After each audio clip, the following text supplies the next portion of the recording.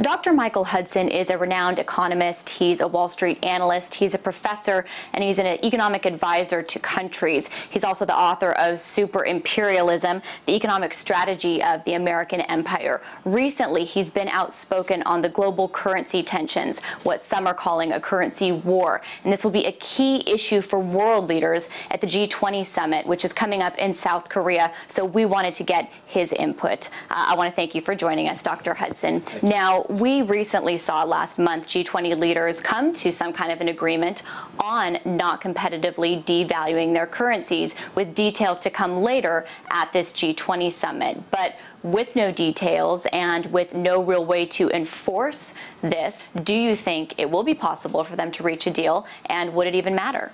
There's no possibility of any agreement when the United States is declaring financial war on other countries. The United States is going to China and saying, we want you to commit economic suicide just like Japan did. We want you to follow the same thing. We want you to revalue your currency. We want you to squeeze your companies. We want you to go bankrupt so we can make a profit at your expense. We want you, the Chinese, to allow our banks to gamble on your currency and make a huge gain on foreign exchange speculation so that our banks can get out of the problem that we've got them into. Will you please help us by going bankrupt for our benefit?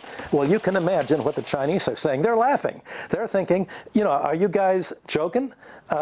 Countries don't work like that. So the American policy is not only to devalue the dollar, but to flood the global economy with money. And this means that other economies are facing an onslaught of American money coming in to buy their land, their buildings, their real estate, their companies, their currency, and essentially you have America's financial system and the banks acting as an army to raid foreign currencies. You don't have a deal unless you have penalties for breaking an agreement. If you don't have a penalty for breaking an agreement, there is no agreement. All there is yet another broken promise. That's unfortunately how the United States has been conducting diplomacy for the last 50 years. Deals are for other people to follow, not the United States. It puts itself over and above the agreements. Okay. The G20 reached this deal, though, by giving more voting power to emerging nations. Clearly there's been this shift in the balance of power in the world that is starting to be reflected in global governing bodies. Giving a country a voice in the IMF is like telling an ambassador, you can go to Times Square and you can get a microphone and you can yell to Times Square. It doesn't make any difference at all. The IMF philosophy is a very pro-U.S. philosophy.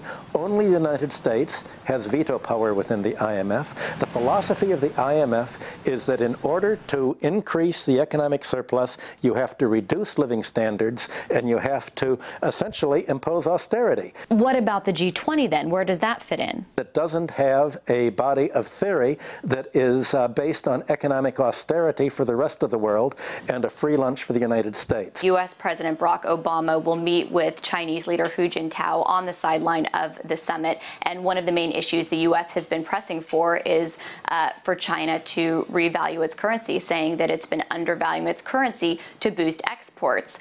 Can the U.S. even make this argument? The big fiction is that the United States balance of payments is caused by trade. The deficit is caused by a capital outflow of money managers here putting their money abroad, and the military deficit. China says, look, we've been financing your budget deficit with our $2.5 trillion of foreign exchange. You're spending your budget deficit on military bases to ring us around, to take aggressive action against us, to put your spy planes where they bump into our spy planes, to interfere in our waters. You want us to pay for your military budget, to threaten us, to make us do what you want us to do? You must be crazy.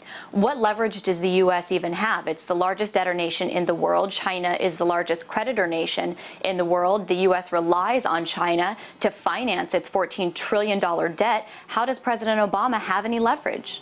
Well, that's the problem. Obama doesn't really have any leverage at all because he needs the favor from China and from other countries, from Brazil, from Russia, from India, of saying, please accept our IOUs, our paper dollars, even though we have no way of paying for it, and even though we can never pay off these debts, please accept them and let us buy out your real estate and your companies with dollars that we'll never repay. That's what he's asking for. There's not very much leverage in that position. And when the question is how you can wrap it in a nice way, and America can talk, talk about how we can have equilibrium, and other countries can say, but you're not in equilibrium yourself. You, America, are the cause of our disequilibrium. Why don't you do what you've told us to do? The IMF tells other countries, raise your interest rates if you have a deficit. Sell off your industry. Privatize it if you have a deficit. China is treating the U.S. dollar reserves it has like a hot potato. How do they get rid of them? They've wanted to do two things. First of all, they wanted to reciprocate and buy U.S. companies, just as the U.S. wanted to buy China. The U.S. says, we will not let you buy filling stations here or refineries. You can't buy in America. We can buy in you. You can't buy in America. You have foreign takeovers all the time of U.S. companies, but they're European takeovers, or they're takeovers by friendlies. So obviously, America views China as a potential enemy, which is what it is on the Pentagon's list of strategic enemies. So why should China finance America's military spending around it? That's what the dollars are being thrown off. America's throwing off these dollars in Iraq, in Afghanistan, in Japan, in its bases around the world. That's what the deficit is, and that's what the U.S. isn't talking about. That's what they're talking about in China, because when I go to China and talk to the officials,